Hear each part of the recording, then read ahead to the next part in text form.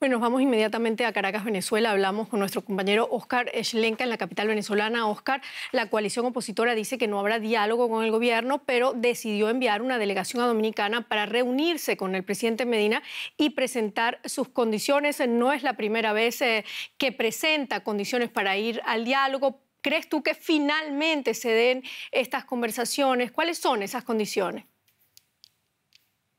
Pues la oposición reiteró que para sentarse a una negociación seria, el gobierno debe cumplir con las condiciones que se han mantenido desde la última mesa de diálogo, que es liberar a los presos políticos y detener la persecución a opositores, fijar fechas para las elecciones presidenciales en 2018, respetar la autonomía de la Asamblea Nacional y atender esta emergencia económica y social. Ahora, esta visita de la oposición a República Dominicana ya estaba prevista y agendada como parte de esta gira internacional de Julio Borges, antes de este llamado al diálogo que se impulsa desde Francia y República Dominicana.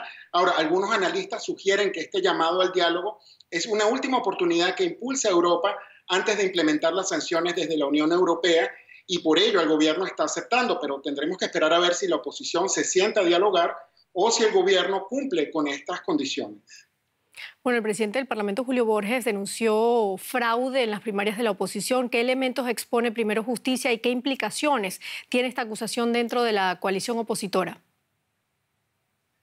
Sí, el partido que lidera Julio Borges, Primero Justicia, denunció fraude en los comicios de Aragua y Amazonas y procedió a retirarse de la comisión de primarias de la Mesa de Unidad Democrática. Esto ocurre a raíz de varias denuncias sobre actas y por la violencia que se registró en algunos centros de votación durante estas primarias de la oposición.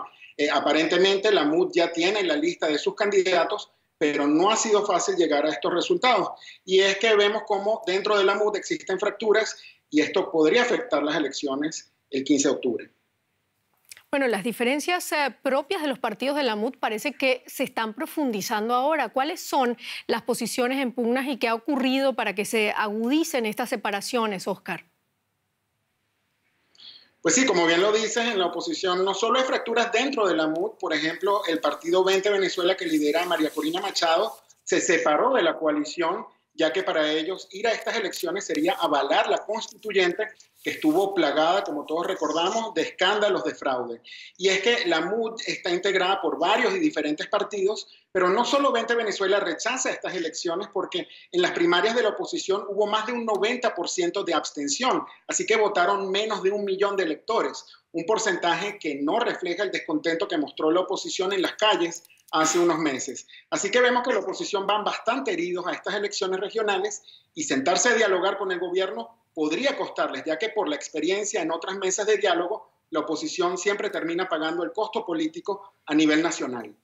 Bueno, sigue Venezuela en una crisis sin solución. Muchísimas gracias, Óscar Schlenka, desde Caracas.